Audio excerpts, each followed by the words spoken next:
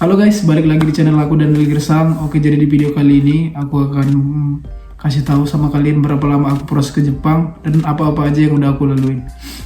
Kebetulan aku ini baru pulang kerja, ini kotor di baju semua. Pulang kerja langsung buat video. Oke, balik lagi ke topik kita. Jadi aku itu masuk LPK 2023 di bulan 10. Bulan 10 ya. Di bulan 10 aku masuk LPK. Terus pas pertama masuk LPK itu perkenalan diri dulu lah, pastikan perkenalan diri, terus itu belajar huruf, katakana, hiragana. Terus setelah itu belajar kata benda itu kayak TV apa bahasa Jepangnya, lemari apa bahasa Jepangnya gitu. Setelah itu masuk ke kata sifat itu kayak apa sih bang? Kata sifat itu kayak baik apa bahasa Jepangnya, ramah gitu. Terus setelah kata sifat baru masuk ke kata kerja. Kata kerja itu kayak makan apa bahasa Jepangnya, makan tabemas gitu contohnya. Tidur nemas gitu. Setelah itu udah kita hafal beberapa kata benda tadi dari semua yang aku jelasin tadi, baru disuruh buat kalimat kayak saya semalam tidur gitu. Hari ini saya makan nasi contohnya. Kyo wa gohan o tabemasu gitu. Contohnya. Setelah itu dilatih terus buat kalimat. Ketika kita sudah mulai bisa ngomong, sudah bisa mulai percakapan gitu dalam bahasa Jepang, baru dimasukkan untuk mensetsu, untuk wawancara oleh pihak LPK-nya, pihak pengurusnya. Jadi aku tuh udah lumayan bisa kemarin bahasa Jepang kan, udah mulai bisa ngomong lah gitu. Diikutkan lah aku wawancara, itu wawancara pertama kemarin. Jadi pada saat wawancara itu, karena aku belum pernah ikut wawancara kan, masih grogi gitu kan. Ya karena orang Jepang juga menilai kita itu dari mana aku juga kurang tahu. Mungkin aku pada saat itu terlalu gugup. Di situ aku gagal, nggak terpilih kan di match itu pertama, di wawancara pertama itu gagal. Terus di situ kita nggak diapa-apain oleh pihak LPK gitu, nggak dikeluarin, nggak diapain. Ya kita disuruh belajar lagi, memperdalam bahasa lagi. Jadi aku di situ belajar lebih semangat lagi. Aku belajar, lihat di YouTube juga gimana mensetsu biar lulus gitu. Banyak cari pengetahuan lah gitu kan, gimana caranya biar lulus. Jadi mensetsu kedua di sebulan kemudian lah, itu sebulan kemudian ada lagi job dari pihak LPK, di itu job lapangan, job gemba. Di situ aku ikut aja. Di situ gagal juga, nggak tahu karena apa gagal kan. Di situ aku nggak nyerah, aku semangat terus belajar, aku buat kalimat gitu banyak. Terus di mensetsu ketiga, di wawancara ketiga ada lagi di sebulan kemudian itu ada lagi. Di situ aku lulus. Dan kebetulan perusahaan yang merekrut aku ini baru pertama kali mengambil Kensusei atau orang luar negeri gitu, kayak Indonesia gitu kan, atau Vietnam gitu. Cuman ngambil dari Indonesia doang, dia cuman ngambil aku doang. Ini di Kaisa yang aku sekarang kerja ini, di perusahaan yang aku kerja sekarang ini. Jadi setelah lulus aku wawancara, di situ kan aku senang kali kan, meskipun job lapangan kan. Senang aku. Terus setelah lulus disuruh membuat paspor. Seminggu kemudian disuruh membuat paspor, urus sendirilah kemarin. Urus sendiri. Setelah diurus paspor, balik lagi belajar lagi, buat kalimat lagi. Terus setelah beberapa bulan kemudian diterbangkan ke pelatihan pusat. Di pelatihan pusat itu ngapain bang? Di pelatihan pusat itu kita nunggu surat izin tinggal di Jepangnya. Kenapa harus ke pelatihan pusat? Karena di pelatihan pusat itu kita lebih diperdalam lagi bahasanya, lebih dilatih lagi fisiknya, mentalnya semua. Ibaratnya kayak kita masuk ke tentara atau polisi gitu kan, ada tahap-tahapnya kan. Kayak IM Japan juga. IM Japan kan pasti kan pusatnya di Jakarta. Gini yang LPK gitu juga.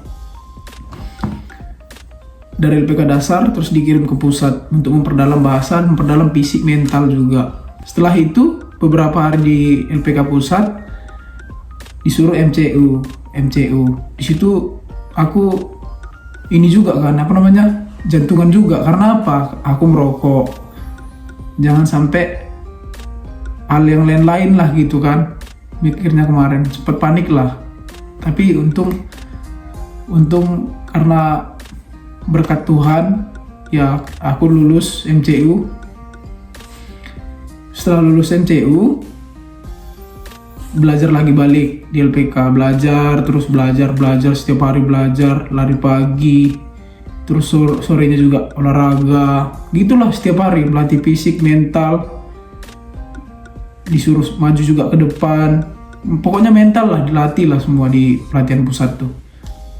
Setelah itu nggak lama turunlah COE ku, turunlah surat izin tinggal di Jepangku kan. Itu pas sudah turun COE ku itu pas 1 tahun lah aku, 1 tahun aku proses ke Jepang. Turun surat izin tinggal di Jepangku itu pas aku 1 tahun, tapi di situ nggak langsung berangkat, ada jadwal pesawatnya.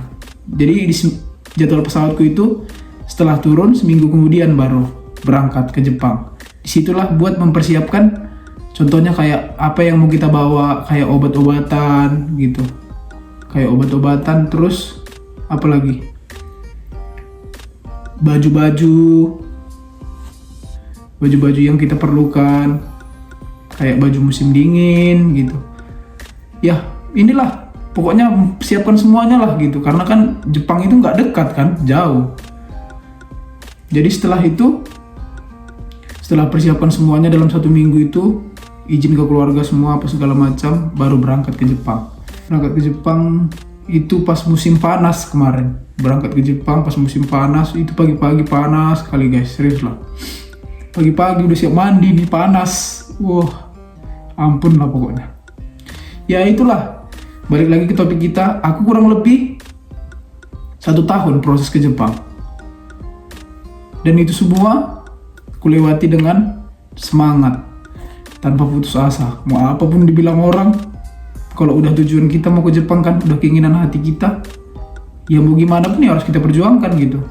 Apalagi di Indonesia kan cari kerja susah. Apalagi buat gaji-gaji yang di Jepang ini kan ya bukan nggak ada sih, gue bilang di Indonesia kan jarang kita dapetin, apalagi kalau kita tamat SMA. Ya buat kalian yang mau ke Jepang, kalau menurutku worth it sih ke Jepang. Yang intinya ya harus perlu modal juga kan, pasti harus perlu modal sama mental juga, kesiapan diri kita lah untuk merantau itu. Karena kayak aku tinggal sendiri di sini, nggak ada siapa-siapa. Mau sakit contohnya, kalau sakit ya masih bisa minta tolong ke bos, minta antarkan ke rumah sakit. Ya kalau pulang kerja gini lah, nggak ada teman ngobrol.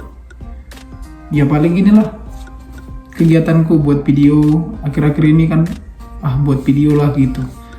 Bukan biar dapat duit sih, ibaratnya menghilangkan suntuk, nambah kegiatan juga kan sepulang kerja, daripada main HP, buka-buka TikTok gitu nggak dapet apa-apa kan. Kalau ini kan bisa sharing-sharing sama kalian juga. Atau ada yang mau kalian tanyakan, bang di Gemba itu gimana bang kerjanya, berat enggak? Bang tinggal sendiri itu di Jepang enak enggak? Itu bisa kalian tanyakan juga di kolom komentar, nanti aku buatin videonya. Kalau buat biaya ke Jepang,